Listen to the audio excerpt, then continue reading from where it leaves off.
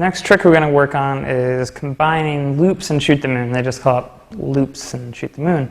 What you want to do, practice once again getting one hand strong looping, and then with the other hand you're going to be doing shoot the moon. If you remember, you can look back. The trick looks like that.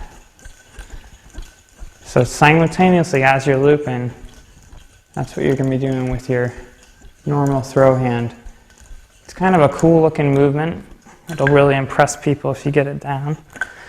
Again, I think it's easiest if you start doing this motion with your dominant hand. Do the shoot the moon with the dominant hand. You're going to have more control over it.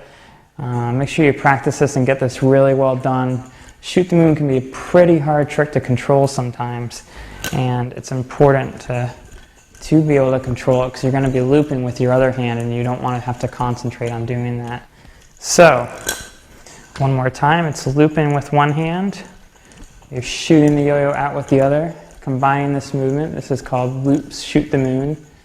A lot of these tricks just take practice and time to get right, and when you do, you'll be impressing all sorts of people.